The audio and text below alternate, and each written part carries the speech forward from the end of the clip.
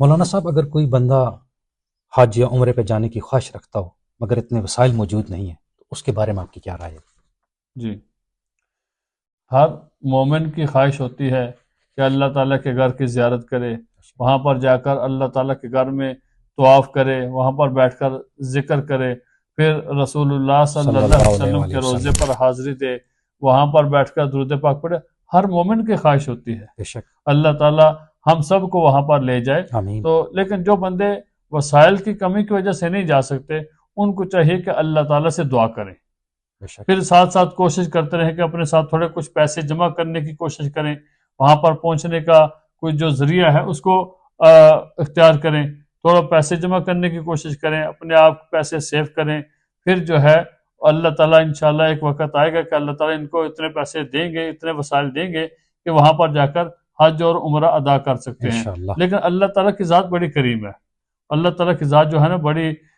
کریم ہے۔ دیکھیں رسول اللہ صلی اللہ علیہ وسلم نے ارشاد فرمایا کہ جو بندہ فجر کی نماز پڑھتا ہے پھر بیٹھ کر وہاں پر ذکر کرتا رہتا ہے یہاں تک کہ سورج نکل آتا ہے، تو پھر 2 رکعت نماز اشراق کے نفل پڑھتا ہے تو اللہ تعالیٰ اس کو مقبول حج اور مقبول عمرے کا ثواب عطا کرتے ہیں۔ سبحان اللہ، اتنی بڑی فضیلت ہے بے شک، 2 رکعت نماز نفل اشراق کی، تو مقبول حج کا اور مقبول عمرے کا ثواب عطا کرتے ہیں۔ سبحان اسی اللہ، طرح ایک حدیث کے اندر رسول اللہ صلی اللہ علیہ وسلم نے فرمایا کہ جو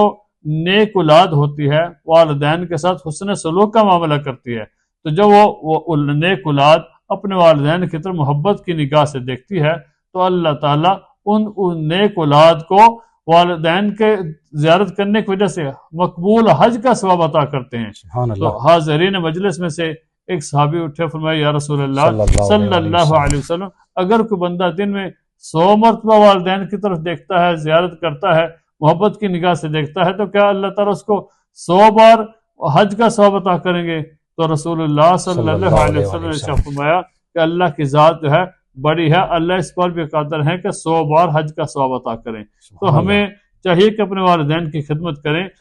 جو ہے، اور پھر کوئی ایسا ذریعہ اپنانے کی کوشش کریں کہ جو اللہ تعالیٰ ہمیں اپنے گھر میں بلائیں، اللہ تعالیٰ ہمیں اپنے گھر میں لے جائیں، وہاں پر جانے کی توفیق عطا فرمائیں۔ اس کے لیے ہمیں کچھ تھوڑے پیسے جمع کرنے چاہیے، اس کے لیے ہمیں تھوڑا اللہ تعالیٰ سے زیادہ ہمیں اللہ تعالیٰ سے دعا مانگنی چاہیے۔ جب اللہ تعالیٰ سے دعا مانگیں گے تو باقی وسائل جو ہیں سارے اللہ تعالیٰ ہمارے مسئلے جو ہیں وہ حل فرما دیں گے۔ جزاک اللہ خیر۔